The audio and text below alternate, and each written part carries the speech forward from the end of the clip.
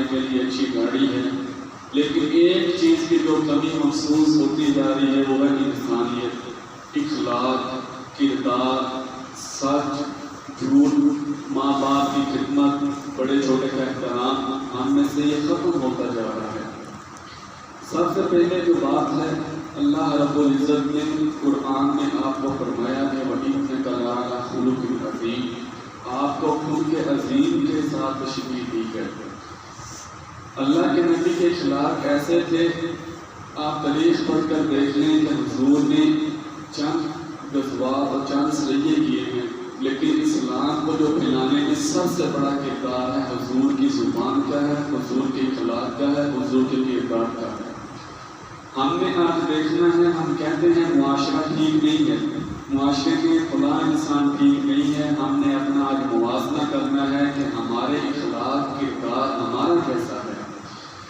ہم بڑے سے بات کرتے ہیں، پتہ نہیں ہے کہ اس سے میرا کیا رشتہ ہے، باپ سے گفتگو کرتے ہیں، پتہ نہیں ہے باپ کا مقام کیا ہے، والدہ سے گفتگو کرتے ہیں تو پتہ نہیں ہے کہ ماں کا مقام کیا ہے، استاد سے گفتگو کرتے ہیں تو ہمیں معلوم نہیں ہے کہ استاد کا مقام کیا ہے، حتیٰ کہ ہم کسی مسجد سے بھی بات کریں تو ہمیں یہ نہیں محسوس ہوتا کہ ہمارا اس کے نام مقام کیا ہے۔ اللہ کے نبی نے اخلاق کے ساتھ لوگوں کو بہت متاثر کیا۔ جناب ثمامہ رضی اللہ تعالیٰ عنہ کے بارے میں آتا ہے کہ جنگ کے موقع پر آپ قیدی بن کے آپ کے پاس آئے اور قیدی بن کر جب آئے مسجد میں آپ کو مانا رکھا ہوا تھا، حضور پاس آئے، آ کر فرمایا کہ ثمامہ کو دودھ پیش کیا جائے، پانی دیا جائے، کھانا دیا جائے۔ آپ نے صحابہ نے پیش کیا، جناب ثمامہ بھی مسلمان نہیں ہوئے تھے، پورے عقابات سے گزارا۔ انسان قید میں ہو تو اور ہو گیا مسلم تو اس سے کیا معلوم کہ حضور کی نسبت، حضور کی قدر کیا ہے۔ برے عقابات سے پکارا تو حضور مسکرائے، خاموش ہو گئے اور واپس چلے گئے۔ اگلے دن پھر دوبارہ آئے تو فرماتے ہیں کہ پھر دوبارہ اسی طرح ہوا۔ اس دن پھر دوبارہ آئے تو پھر جناب ثمامہ نے اسی طرح ہم کو برا بھلا کہا تو آپ نے فرمایا کہ اس کو آزاد کر دیا جائے، جائیں اس مدینہ کے آخر جو سرحد ہے اس تک صحابہ چھوڑ کر آئیں۔ صحابہ کے حضرت ثمامہ فرماتے ہیں کہ صحابہ مجھے چھوڑنے جا رہے تھے لیکن پاؤں آگے کو جائیں، دل حضور کی جانب کھینچا جا رہا تھا۔ ماتے کے سرحد سے پیچھے دیوانہ وار دوڑے اور آ کے حضور سے فرمان لگے کہ حضور مجھے کلمہ پڑھا دے اور مسلمان کر دیجیے۔ جناب بلال حبشی رضی اللہ تعالیٰ عنہ رات کے وقت ابھی آپ مسلمان نہیں ہوئے تھے، گھر میں بیٹھے چکی پیس رہے تھے، حضور گزرے، آپ کا حسن و جمال دیکھ کر پوچھنے لگے دوسرے صاحب سے یہ کون ہے؟ انہوں نے فرمایا کہ آخر الزمان نبی ہیں، یہ حضور ہیں جو آخری نبوت کا دعویٰ کیے، یہ وہ انسان ہیں۔ ماتے کے دوسرے دن میرے پاس آئے، مجھ سے بات کی، جب مجھے ہاتھ میں آیا دیکھا تو جسم تک تبا رہا تھا، محسوس ہوا کہ بخار ہے، فرمانے لگے کہ دودھ لے کر آئے، کھجوریں لے کر آئے، مجھے فرمایا کہ دودھ پیئیں، دودھ پی لیں، کھجوریں کھائیں، آپ کے حصے کام میں خود کر دوں گا۔ فرماتے کہ ساری رات بیٹھ کر حضور چکی پیسی اور مجھے آرام کے لیے فرما دیا۔ پھر یہی وہ بلال حبشی ہیں، کفار ساری رات آپ پر ظلم کرتے، تشدد کرتے تھے، ظلم کرنے والے تھک جاتے، لیکن جناب بلال حبشی رضی اللہ تعالیٰ عنہ کے حوصلے پست نہیں ہوتے تھے۔ آج دیکھ لیں فلسطین کو، دیکھ لیں کس طرح مسلمانوں پر ظلم ہو رہا ہے۔ جناب سلیمان فارسی رضی اللہ تعالیٰ عنہ کے بارے میں آتا ہے، آپ کی سیرت بہت بڑی ہے۔ آپ اپنے شہر فارس سے چلے، پکتے پکاتے آخر حضور کی بارگاہ میں پہنچ گئے، مت مسلمان ہوئے۔ اس کے بعد جو کوئی بھی آپ سے پوچھتا کہ آپ کا نام کیا ہے تو آپ یہ فرماتے کہ میرا نام اسلام ہے۔ پوچھتے کہ باپ کا نام کیا ہے، فرماتے کہ اسلام ہے۔ کسی کا بھی پوچھتے فرماتے کہ میرا نام بھی اسلام ہے۔ گویا حضور نے ان کی تربیت ایسے کی، حضور نے اخلاق کے ذریعے ایک دفعہ آپ رستے سے واپس تشریف لا رہے تھے، ابو جہل نے آپ کا رستہ روکا اور آپ سے فرمایا کہ اے محمد دین کی تبلیغ کو چھوڑ دے ورنہ تیری جان بخشی نہیں ہوگی۔ فرماتے کہ حضور کے سامنے انہوں نے غلط القابات پکارے، حضور خاموش ہو گئے، اس کو غصہ آیا، حضور جواب نہیں دے رہے تھے۔ اور قریب پتھر تھا یا ڈنڈا تھا، ہم اٹھا کر آپ کے سر میں مارا، آپ خاموش ہو گئے۔ قریب ہی ایک لوڈی کھڑی تھی، آپ جب گئے تو آپ کے چچا جناب امیر حمزہ رضی اللہ تعالیٰ عنہ، جس کو اللہ کے نبی نے اللہ اور اللہ کے رسول کا شعر کہا ہے، وہ تشریف لے کر آئے اور فرمایا کہ محمد صلی اللہ علیہ وآلہ وسلم پر ظلم اس لیے ہو رہے ہیں کہ ان کے باپ زندہ نہیں ہیں، ان کی والدہ زندہ نہیں ہے، ان کے اہل و عیال میں سے کوئی اور ان کا مددگار نہیں ہے۔ وہ فرمایا کہ اسی وقت شکار کو چھوڑا، کمان لیا اور ابو جہل کے پاس چلے گئے، جا کے اس کے سر میں کمان مارا اور برا بھلا کہا، فرمایا کہ آج کے بعد کوئی محمد کی طرف آنکھ اٹھا کر دیکھے گا تو میں امیر حمزہ کو مجھے ان کے سامنے پائے گا۔ فرماتے کہ رات حضور آئے، آ کر آپ نے ہاتھ اٹھا لیا، رب ذوالجلال سے دعا کی کہ اللہ ان کو اسلام کی دولت سے مالا مال فرما۔ فرماتے ہیں کہ رات مجھے نیند نہ آئی، اسی کشمکش میں تھا کہ میں نے تو اعلان کر دیا ہے کہ آج کے بعد محمد کی حمایت کروں گا، لیکن میں کبھی مسلمان نہیں ہوا۔ فرماتے صبح آئے حضور کی بارگاہ میں اور مسلمان ہوئے۔ حضور نے یہودی سے قرض لیا تھا، قرض کی ابھی مدت باقی تھی، اس نے آپ کو ایک چوراہے میں روک لیا اور آپ کو برا بھلا کہا۔ قریب صحابہ کرام رضوان اللہ تعالیٰ عنہ اجمعین بھی موجود تھے۔ فرمانے لگے حضور آپ ایک دفعہ ارشاد فرمائے نہ ہے اس کا حق بنتا ہے۔ وہ حضور کو برا بھلا کہتے، جب حضور چلنے لگے نا تو حضور کو روک لیا، فرمایا حضور میں نے آپ کے بارے میں پہلی کتابوں میں پڑھا ہے۔ علماء فرماتے ہیں تفاسیر میں بھی لکھا ہے کہ پہلی کتابوں میں آپ کی نشانیاں ایسے موجود تھیں جیسے انسان اپنی اولاد کو پہچان سکتا ہے، جس طرح جو غیر مسلم یہودی نصارہ آپ کو پہچان سکتے تھے۔ فرمایا کہ آپ کی نشانیاں دیکھ کر آپ پر ایمان لے کر آئے اور مشرف با اسلام ہوئے۔ لیکن ہمیں اپنا موازنہ کرنا چاہیے نا کہ ہم جب کسی سے گفتگو کرتے ہیں، آج کا نوجوان ہے کسی محفل میں بیٹھتے ہیں، انسان اکثر دفعہ گزر ہوا نوجوانوں کی بیٹھنے سے تو دیکھا کہ وہ بغیر گالی گلوچ کی دوسرے سے بات نہیں کرتے۔ ماں کی گالی دینا، بہن کی گالی دینا، بیٹی کی گالی دینا ایک قسم کا فیشن بن گیا ہے۔ حالانکہ اللہ رب العزت نے سختی سے منع فرمایا ہے اس چیز سے کرنے سے۔ حضور نے اس چیز کی تلقین کی ہے۔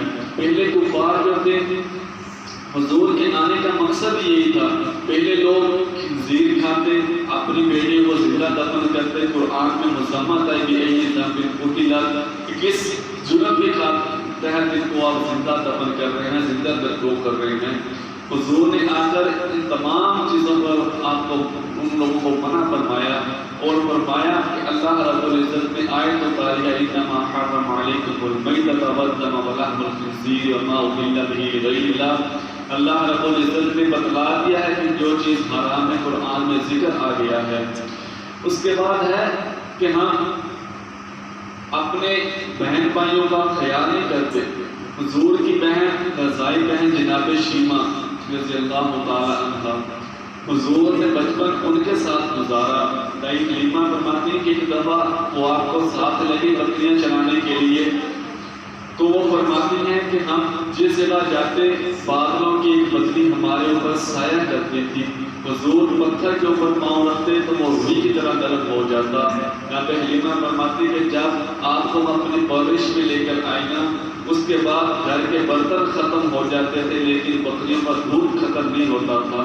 لوگوں میں بیماریاں تھیں، حضور دعا کرتے تو لوگوں کو شفا یابی ہوتی۔ اس علاقے میں قحط سالی تھی، آپ کے آنے سے ہر طرف سبزہ ہو گیا، ہر طرف جو ہے طرح طرح کی نعمتیں ہو گئیں۔ جناب شیمہ کے قبیلے کے ساتھ کچھ لڑائی ہوئی تو ان کے کچھ قیدی اور مال غنیمت صحابہ لے کر آئے۔ جناب قبیلے والوں نے اعلان کیا کہ بھائی جناب مصطفیٰ کے پاس ہمارے کچھ لوگ قیدی ہیں، ان کو چھڑوا کر لانا ہے، دیت دینی ہے، لہذا ہر قبیلے کا ہر آدمی ہر فرد جو ہے اپنے حسب استطاعت جو ہے مال اکٹھا کرے۔ مگر جب جناب شیمہ رضی اللہ تعالیٰ عنہ کو پتہ چلا، پوچھا فرمایا کہ کون ہے؟ فرمایا کہ فرمانے لگی کہ ہمارے کچھ قیدی آپ کے پاس ہیں، میں آپ کے پاس عرض کرنے آئی کہ دیت لے لیجیے اور ان کو رہا کر دیجیے۔ حضور فرماتے ہیں صحابہ کہ حضور کچھ دیر کے بعد باہر تشریف لے کر آئے اور صحابہ سے فرمانے لگے کہ صحابہ میں نے آج سے پہلے کبھی مشورہ کیے بغیر کوئی حکم نہیں دیا، کوئی کام نہیں کیا، لیکن میرے دروازے کے اوپر آج ایسا سوال ہی آ گیا ہے کہ جس کے سوال کو میں ٹال نہیں سکتا۔ فرماتے آپ نے اپنی بہن کو وہ قیدی بھی رہا کر کے دیے، ساتھ بکریاں دی، کچھ مال دیا بطور ہدیہ کے، اور ہمارے لیے ایک پیغام دیا ہے۔ آج کے دور میں آپ ہر محلے میں سے اگر 10 گھر ہیں تو 7 گھروں کا یہ مسئلہ ہے کہ بھائی بہن کو اپنی جائیداد میں سے حصہ نہیں دے رہے۔ ان سے سوال کیا جائے کہ تم کس کی اولاد ہو، وہ بتائے کہ اپنے باپ کا نام لے کر میں اس کی اولاد ہوں۔ اگر پوچھا جائے تیری بہن کس کی اولاد ہے تو وہ اس کا نام لے کر بتائے گا کہ یہ بھی اس کی اولاد ہے۔ تو پتہ چلا کہ اس کو بھی جو وراثت زمین جائیداد ہے باپ کی طرف سے آ رہی ہے، جو بہن ہے اس کو بھی جو زمین مالدار اور جائیداد ہے وہ بھی بہن باپ کی طرف سے آ رہا ہے۔ لیکن ہم لوگ یہ غصب کرتے ہیں، پہلے لوگ زندہ دو کرتے تھے، آج کے دور میں یہ کہہ دیتے ہیں کہ بھئی حصہ لینا ہے تو مڑ کے سادے دروازے پڑھنا نہیں۔ بہن کو پتا ہے کہ ماں باپ کا جو سر پہ سایہ ہے کچھ عرصہ ہوگا، کچھ سال ہوگا، آخر اس کے بعد بھائیوں کے دروازے پر آنا ہے۔ وہ بیچاری اپنے خاوند کے تانے سہتی ہے، اپنی سسرال کی باتیں سنتی ہے، لیکن وہ اپنا قرض جو ہے معاف کر دیتی ہے۔ لیکن اس نے تو معاف کر دیا، شریعت آپ کو معاف نہیں کرے گی۔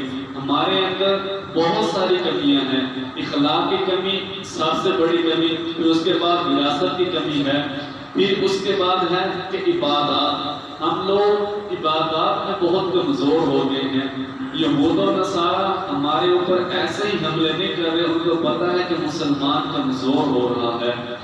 آپ کے غلاموں میں سے جناب صلاح الدین ایوبی رحمہ اللہ جنہوں نے فلسطین کو فتح کیا تھا، فرماتے ہیں کہ حاجیوں نے قافلہ لوٹا، انہوں نے اور اس میں سے اس نے ایک نے بکواس کی، تونس نامی جنرل تھا کہ انصرکم یا محمد، کہ بلاؤ اپنے محمد کو، وہ آج آ کر آپ کی مدد کرے، آپ کو اس مصیبت سے چھٹکارا دیں۔ فرماتے ہیں کہ آپ 2 سال نہیں سوئے اور اللہ سے یہی التجا کرتے رہے کہ اللہ صحت تندرستی دینا اور موت نہ دینا اس وقت تک جب تک میں اس استاد کا سر در سے جدا نہ کر دوں۔ فرماتے ہیں کہ 2 سال کے بعد صلاح الدین ایوبی رحمہ اللہ نے اپنے دوبارہ حملہ کیا بیت المقدس کے اوپر، اور بیت المقدس کو جب فتح کیا تو تمام جرنیلوں کو جب آپ کے سامنے حاضر کیا گیا تو فرماتے ہیں کہ آپ نے کہا قال لا تثریب علیکم اليوم، جس طرح حضور نے فرمایا تھا فتح مکہ کے موقع پر کہ آج کے دن تمام غیر مسلم جو کافر ہیں ان کو اللہ کی رضا کے لیے معافی ہے، لیکن ان میں سے ایک نے حضور کی ہجر کی تھی، حضور کی گستاخی کی تھی، حضور نے فرمایا تھا اس کا سر تن سے جدا کر دیا جائے، بے شک یہ کعبے کے غلاف کے ساتھ ہی کھڑا لپٹ جائے، اس کو معافی نہیں ہے۔ فرماتے صلاح الدین ایوبی نے بھی اپنی تلوار نکالی، غصے کے ساتھ زرد ہو گیا اور فرمان لگے کہ تو بدبخت ہے جس نے کہا تھا کہ بلاؤ اپنے محمد کو، وہ آج آ کر آپ کی مدد کرے۔ فرمان لگے محمد تو بہت شانوں والے ہیں، وہ تو وہ ہیں جن کو اللہ رب العزت نے آسمانوں پر بلا کر جنت کے نظارے کروائے اور اپنا دیدار کروایا۔ آپ کے واسطے اللہ رب العزت نے رحمت للعالمین آپ کو فرمایا، وہ تو بہت اعلیٰ ہستی ہے، ان کے غلاموں میں سے غلام حاضر ہے، بتاؤ کیا تکلیف ہے۔ فرماتے کہ سر تن سے جدا کر دیا۔ لیکن آج کے ہمارے دور میں ہم اپنی اولاد کو دینی تعلیم بالکل ہی نہیں دلوا رہے۔ اگر کسی نوجوان سے سوال کیا جائے کہ بھائی 6 کلمے تو سنا دو، ایمان کی سیٹیں آتی ہیں تو سناؤ جس کے اوپر ہمارا ایمان رکا ہوا ہے، اگر اس سے پوچھیں کہ بھائی 5 نمازیں ہیں، 5 نمازوں کی رکعت کیا ہے مجھے یہ تو بتاؤ، اور غسل ہے، غسل کے فرائض کیا ہیں یہ تو بتاؤ، حضور کا اصل نام کیا ہے، حضور کے والد کا نام کیا ہے، حتیٰ کہ خلفائے راشدین 4 نام ہیں یہ بتا دو، تو بہت سارے نوجوان ایسے ہوں گے جن کو اس چیز کا پتہ ہی نہیں ہے۔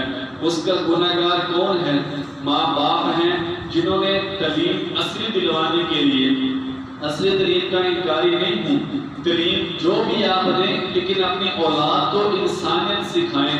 آپ ڈاکٹر بنائیں، آپ SHO بنائیں، آپ انجینئر بنائیں، آپ کسی بھی محکمے کے اندر اپنی اولاد کو بھیجیں، لیکن اس کو یہ سکھائیں کہ جس محکمے میں جانا ہے، جس طرف میں جانا ہے، اسلام کا بول بالا کرنا ہے۔ ہم نے لا الہ الا اللہ پڑھا، محمد رسول اللہ کا اقرار کیا، تو یہ ہم نے اللہ اور اللہ کے رسول کے ساتھ ایک عہد کر لیا، سمجھ لیں کہ ہمارا اس کام ہو گیا کہ ہم لا الہ الا اللہ کا پرچار کریں گے، محمد رسول اللہ کا دفاع کریں گے۔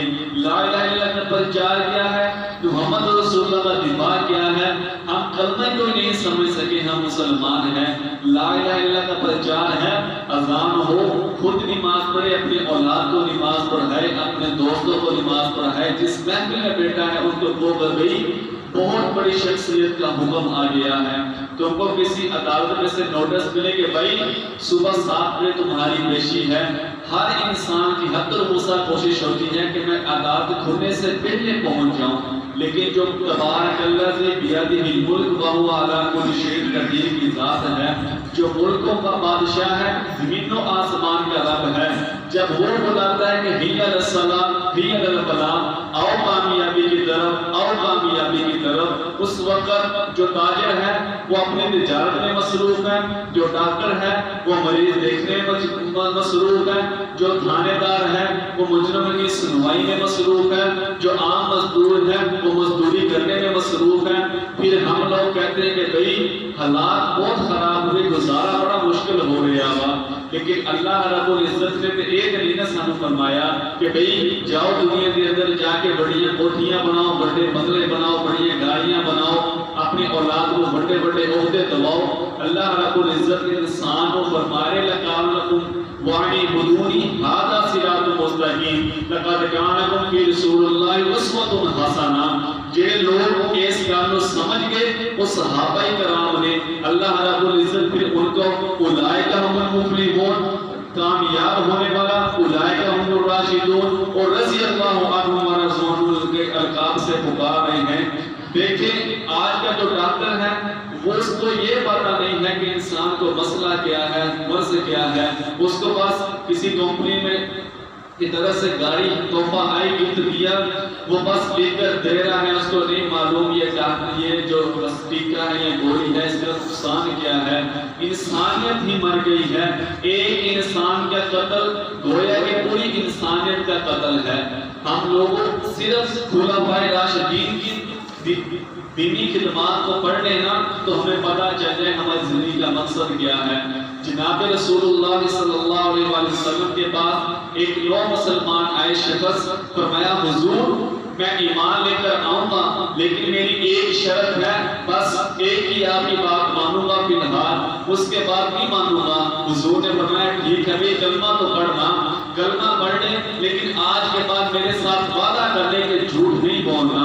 کہنے لگے کہ ٹھیک ہے ایک بات میں عمل کروں گا، آپ نے یہ نہیں کہنا کہ حج بھی ادا کر، زکات بھی ادا کر، فلاں کام کر، فلاں کام کر، نماز بھی ادا کر۔ فرمایا حضور صرف ایک بات پر عمل کروں گا، ایک بات کی تلقین فرما دیں۔ حضور نے فرمایا کہ بھئی آج کے بعد جھوٹ نہیں بولنا۔ کیا فرمایا کہ آج کے بعد جھوٹ نہیں بولنا۔ فرماتے وہ صحابی مسلمان ہو کر گھر آئے، اس وقت شراب نوشی عام تھی، شراب پینے کو من کیا تو ذہن میں خیال آیا کہ بھئی حضور پوچھیں گے کہ ہاں بھئی آج شراب پی تھی تو میں کیا کہوں گا، سچ بولوں گا تو اللہ کے نبی ناراض ہوں گے کہ شراب کیوں پی ہے، اگر جھوٹ بولوں گا میں نے تو اللہ کے نبی سے وعدہ کیا ہے کہ میں نے آج کے بعد جھوٹ نہیں بولنا۔ فرماتے کہ شراب کو ترک کر دیا، پھر زنا کی خواہش ہوئی، اس وقت میں زنا عام تھا۔ فرمانے لگے کہ پھر ذہن میں خیال آیا کہ بھئی اللہ کے نبی نے پوچھ لیا کہ آج زنا کیا تھا، اگر سچ بولوں گا تو حضور خفا ہوں گے، مسلمان ہوں، شرم آئے گی کہ مسلمان ہونے کے ناطے میں زنا کر رہا ہوں۔ فرماتے کہ اس کو بھی انکار کر دیا۔ اس کے بعد چغلی کا حکم ذہن میں خیال آیا کہ آج فلاں بیٹھنے میں جاتا ہوں، جا کر اپنے عزیز و اقارب، اپنے بہن بھائی، اپنے محلہ دار، اپنے عزیز و اقارب کی چغلیاں کرتا ہوں. چغلی ہے کیا؟ اللہ کے نبی نے فرمایا الغیبۃ اشد من الزنا، کہ غیبت جو ہے، چغلی جو ہے، یہ زنا سے بھی زیادہ بڑا گناہ ہے. اب غیبت ہے کیا ہمیں یہ نہیں معلوم. مطلب میں بیٹھا ہوں ایک محفل میں، ایک ان کے خلاف میں باتیں کر رہا ہوں، ایسی بات کر رہا ہوں کہ ان کی موجودگی میں کروں گا تو یہ برا منائیں گے، اور ان میں وہ چیز ہے ہی نہیں، وہ کمی ہے ہی نہیں، صرف اپنی ذہنی تسکین کے لیے، دماغ کے چسکے کے لیے میں ان کے خلاف باتیں کر رہا ہوں کہ وہ صرف سمجھے کہ واقعی یہ سچ بول رہا ہے. لیکن اللہ کے نبی نے تو ان چیز سے بھی منع فرمایا. فرماتے کہ اپنی نماز اذان ہوئی، اللہ اکبر، جب مؤذن نے کہا دل کیا کہ بھائی گھر سے شروع کر لوں گا. فرمانے لگے کہ پھر ذہن میں خیال آیا، حضور سے وعدہ کیا تھا حضور آپ کے ساتھ آج کے بعد جھوٹ نہیں بولوں گا. اسی طرح جتنی بھی عبادات ہیں فرمائیں کہ اس کا ذہن میں لگا لے. مثلا زکوٰۃ کا ہے، اگر حضور پوچھیں گے کہ بھائی زکوٰۃ ادا کی تھی تو میں اگر جھوٹ بولوں گا تو میں وعدہ خلافی کروں گا. آج جتنا بھی گیا دوسرا بندہ ہو وہ کہنا کہ بھائی میں ہن زبان دے دی تھی یا ہن اپنا آپ لکھتا تو چاہے لکھ جائے. صحابہ نے حضور کے ہاتھ پر جو لا الہ الا اللہ پڑھا تھا، حضور کو زبان دی تھی کہ حضور آج کے بعد لا الہ الا اللہ کا پرچار کریں گے. محمد رسول اللہ پڑھا تھا، آپ کا دفاع کریں گے. حضور ایک وقت بھیجا کسی بادشاہ کے پاس، صحابہ بیٹھے کھانا کھا رہے تھے، ایک لقمہ نیچے گر گیا.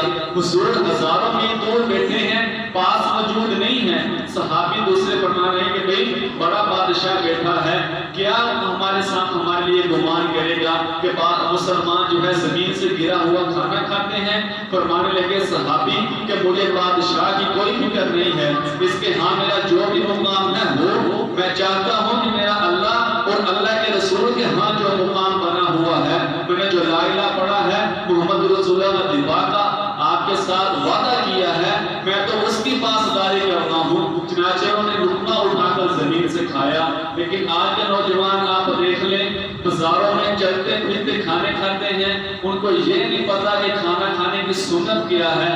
متعدد بار یہ اکثر کہا ہے کہ حضور کی سنت کو پڑھیں، ہمیں پتہ چلے کہ ہمارا آنے کا مقصد کیا ہے. ہم لوگوں نے یہ سمجھ لیا کہ تین پھول لگے تو بہت بڑا مقصد بن جائے گا. تین پھول لگے کسے کام نہیں، جو پر مٹی پہن لیتے تین پھول کسے کام نہیں آنے. لیکن 1400 سال پہلے جناب صدیق اکبر رضی اللہ تعالیٰ عنہ، ان کو میں نے دیکھا، نہ آپ نے دیکھا، نہ میرے باوجداد دیکھا، نہ آپ کے باوجداد نے دیکھا ہے. لیکن جب بھی ان کا نام آتا ہے ذہن میں ایک محبت ہوتی ہے، دل میں ایک احترام پیدا ہوتا ہے. جناب صدیق اکبر یہ تو نہیں کہہ کر گئے تھے جو میرا نام لے گا اس کو 2 دینار یا 2 شہید دی جائیں. نہیں، انہوں نے ہمارے لیے بات تو نہیں چھوڑا، لیکن انہوں نے جو کام کیا ہے، انہوں نے لا الہ الا اللہ کا دفاع کیا، محمد رسول لا الہ الا اللہ کا پرچار کیا، محمد رسول اللہ کا دفاع کیا. ان لوگوں نے بتایا، حضور نے ان کی ایسی تربیت کی، وہ جس علاقے میں جو بھی صحابی گیا وہ مثال بن گیا.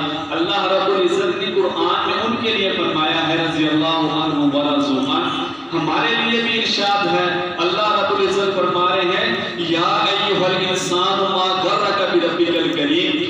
ایسا ہم عربی چاشنی کو سمجھتے نہیں ہیں، عربی زبان کو سمجھتے نہیں ہیں. اس میں جو اللہ رب العزت کی ہمارے لیے محبت ہے، اگر ہم یہ محسوس کر لیں تو ہم ساری زندگی سے بے سر نہیں اٹھا سکتے میرے بھائی. اللہ رب العزت جیسے ماں باپ اولاد کہتے ہیں کہ پتر کیڑے کماں نوں تر پے ہیں، کیڑے رستے میں چل پے ہیں، رستیاں پر سوائے زندہ تو سوائے دی کوئی چیز نہیں ہے. سمجھ لو کہ یہی نقشہ اللہ رب العزت کھینچ کے فرما رہے یا ایھا الانسان ما غرک بربک الکریم. اللہ رب العزت محبت انداز سے فرما رہے کہ اے انسان کیس چیز نے تیرے کو تیرے رب کو دور کر دیتا ہے. اسی کیوں کی جواب دیں گے یا اللہ سانو وڈی گھڑی نے دور کر دیتا، سانو وڈی کوٹھی نے دور کر دیتا، سانو ڈاکٹر بننے چاہ نے دور کر دیتا. میرے بھائی اسلام کا کام کرو گے دنیا ہزارہ سال بعد بھی یاد کرے گی. جناب رابعہ بصری رنگ دی کالی اور غلام عورت، لیکن تاریخ آج بھی رابعہ بصری کو یاد کرتی ہے. اور واسطے کی مثال ہے کہ اس کو پہلے بھی بڑے بڑے فرعون نمرود اور ایسے لوگ گزرے، انہوں کسی نے تاریخ نے اچھے الفاظ میں یاد نہیں کیتا، لیکن رابعہ بصری نے اللہ اور اللہ کے رسول کو راضی کیتا، اللہ اور اللہ کے رسول کے احکامات کو منیا، تاریخ اج بھی ہزاراں سال بعد جو ہے رابعہ بصری کو یاد کر دیا۔ اسے کیا کہتے ہیں کہ حسن حسین جناب علی مرتضیٰ سب صحابہ سارے سر دے تاج ہے، لیکن میرے نبی کا ایک فرمان بھی سن لو نا، اللہ کے نبی فرما رہے کہ صحابی کا نجوم فبأیہم اقتدیتم اہتدیتم، کہ میرے تمام صحابہ جو ہے ستارے دی مانتا کسی ایک اقتدا کا لو فلاں پا جاؤ گے۔ جناب بلال حبشی تھانوں زندگی پسند ہے، پڑھ کے دیکھو جناب بلال حبشی نے اپنے جسم دے گوشت کا توڑوا دیتا لا الہ الا اللہ پرچار کرنے دے واسطے۔ جناب عمر فاروق رضی اللہ تعالیٰ عنہ دی زندگی تھانوں خوبصورت لگتی ہے، انہوں نے پڑھ کے دیکھو تمہیں پتہ چلے کہ عدل کا تقاضا کی ہے۔ عدل یہ نہیں ہے کہ تھانے کے انصاف کروا لیا، کچہری کے اپنے بھائی کے خلاف کھیل جیت لیا۔ عدل کا تقاضا اسی سمجھے نہیں ہے، عدل کا تقاضا یہ ہے کہ میرا لباس، میرا جسم، میرا رہن سہن، میرا کھانا پینا، اٹھنا بیٹھنا، سونا لیٹنا، لوگوں کا ملنا اللہ کے نبی کی سنت کے مطابق ہو گئے۔ عدل کا تقاضا یہ ہے۔ حضور جناب عمر فاروق رضی اللہ تعالیٰ عنہ نے یہ نہیں کہا سی کہ بھائی آپ فلاں کو اتنی سزا دے دو، اور جیڑا حضور کی شریعت کے خلاف چلتا سی فرماتا سی کہ اولے واسطے عمر تلوار ہی فیصلہ ہے۔ ایک شخص آپ کے کول آیا، آگے کہنے لگا کہ حضور آپ فیصلہ کر دیتا جائے، فرمایا کہ اس تو پہلے فیصلہ کس نے، اور دوسرا کہنے لگا کہ فیصلہ میرے حق اندر ہویا، اور حضور نے کہ من جناب صدیق اکبر رضی اللہ تعالیٰ عنہ نے ہر فیصلہ میرے حق کے اندر کیتا۔ فرماتے کہ تلوار کھچنی اور سب گردن تن جدا کر دیتی، فرمایا کہ جنہوں کو حضور یا صدیق کا فیصلہ نہیں نہ منظور، انہاں واسطے عمر فاروق کا یہ فیصلہ ہے۔ جناب ابوبکر صدیق کتنی بڑی شخصیت ہے، اللہ تو بعد انبیاء کرام، انبیاء تو بعد صحابہ کرام تو بعد سب لوگوں کے درجے ہیں، قطب ہے، بدال ہے، گوس ہے، جو بھی لوگ ہیں۔ فرمایا کہ ابوبکر صدیق اپنے بیٹے کا ناراض ہو گئے، جناب عمر فاروق رضی اللہ عنہ سفارش کرنے لیے آئے۔ فرمایا کہ وجہ کی ہے؟ فرمایا کہ میں انہوں کہنا سی کہ حضور کا احکام ایس طرح آیا، انہیں وہ گل نہیں منی، تے میں نے کہا کہ آج تو بعد میرے گل در چہرہ نہ دکھائیں، اور اسی اپنا تقاضا کی کر لیا، اسی اپنے اولاد کو کہتے ہیں کہ بھائی اتنے لاکھ مہینے کے بعد پھر اسی تیرے تو راضی ہیں، اور نماز نہیں پڑھتا کوئی فکر نہیں، زکات نہیں ادا کر رہا کوئی فکر نہیں، غیر شہری لباس پہن رہا کوئی فکر نہیں، چہرے تو داڑھی منڈوا رہا کوئی فکر نہیں ہے۔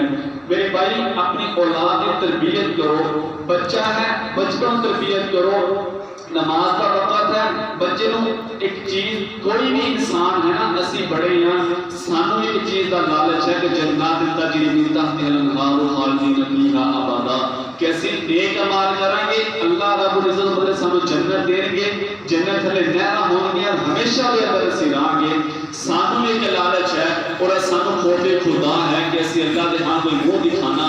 ایسے طرح اپنی چھوٹے جو اولاد بچے ہیں تربیت کرو، جتنا بھی کوئی چیز مانگے ان کے پتر نماز پڑھ یا قاعدہ پڑھ یا پہلا کلمہ سنا دوسرا کلمہ سنا پھر ان چیز لو۔ اسی بزرگاں دا بڑے واقعہ سنانے جناب فیروز الدین گنج شکر انہاں دے بارے جاندا ہے کہ واقعہ نماز دے کیس طرح لگایا سی، آپ انہاں دے مصلی تھلے شکر رکھ دیتے سی، واللہ عالم ثواب کے واقعہ ہے یہ نہیں لیکن سنیا ہے کہ انہاں شکر تھلے رکھ دیتے، جو نماز پڑھتے اس کے بعد شکر انہوں کھان کو ملتی سی۔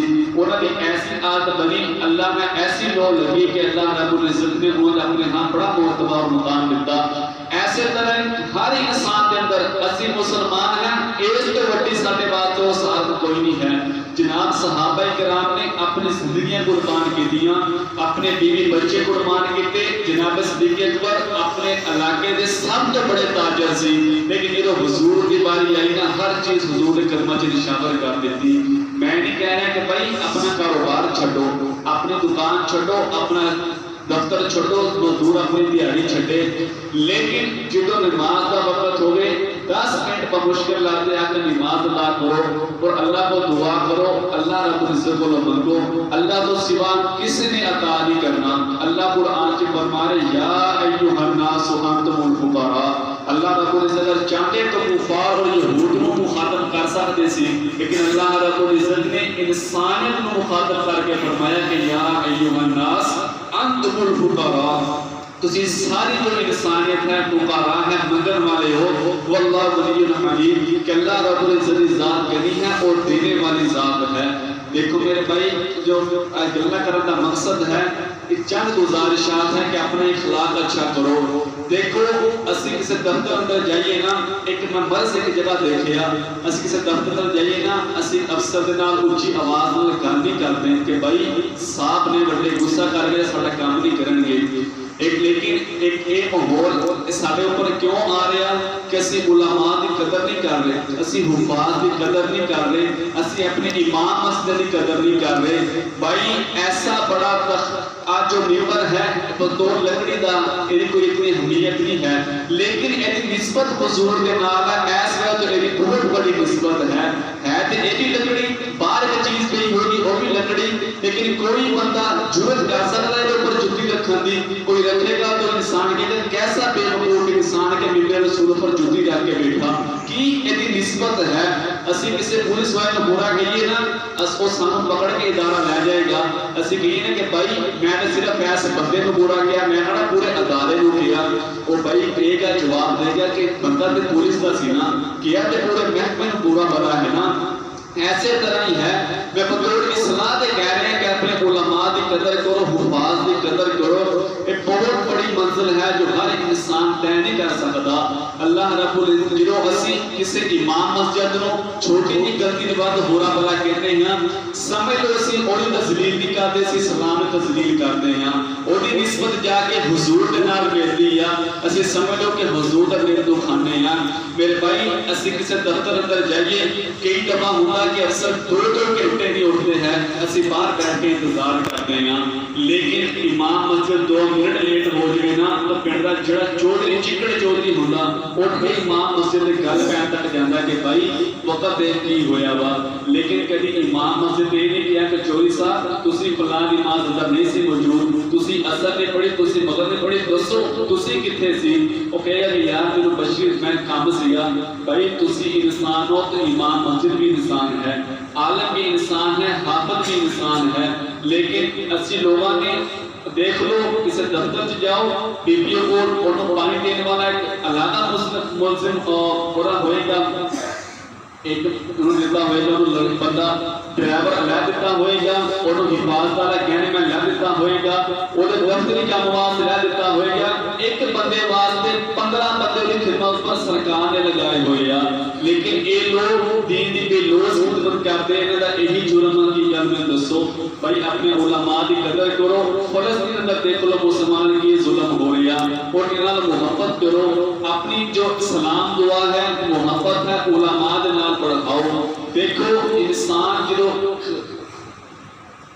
کہاوت ہے نا خربوزہ دے کے رنگ پکڑتا، کہ تسی نیک لوگوں نے صحبت میں بیٹھو گے انشاءاللہ العزیز تھوڑے اوپر بھی وہ صحبت ہوئے گی۔ تو میری اتنی گزارش ہے کہ جو چند گزارشات کتنی اپنے اخلاق کو اچھا کرو، اپنے کردار کو اچھا کرو اور اپنے آپ کو بہتر بناؤ، کوشش کرو۔ میری عادت نہیں ہے کہ بھائی ہاتھ کھڑا کرو، جنہیں ایس چیزوں پر عمل کرنا کہ اللہ کا حکم ہے کہ واللہ یہدی من یشاء الی صراط مستقیم، اللہ رب العزت فرما رہے کہ میں جنوں چاہاں اور وہ صراط مستقیم کی ہدایت دینا وا۔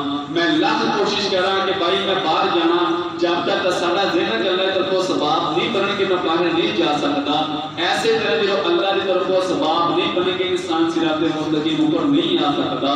اپنی زندگی اندر، اپنی عزت اندر، اپنی روزی اندر دوڑ کرو، اگر اس کے حلال ہے تو اللہ رب العزت خود بخود عبادت توفیق دے دیں گے، اگر نہیں ہے تو اپنی روزی اندر غور و فکر کرو، اپنے اعمال میں غور و فکر کرو۔ پھر آخر کی گزارش یہی ہے کہ آج سانوں سیرت پڑھنے کی بہت زیادہ جو ضرورت ہے، اپنے نوجوانوں سیرت پڑھاؤ، انہیں پتہ چلے حضور ہے کون، حضور نے آن کا مقصد کیا، حضور نے سانوں تعلیم کی دیتی ہے۔ اللہ رب العزت کا دعا ہے کہ اللہ رب العزت جو کچھ کہا سنا گیا اس کے عمل توفیق عطا فرمائے، وہ اپنا آئے ہیں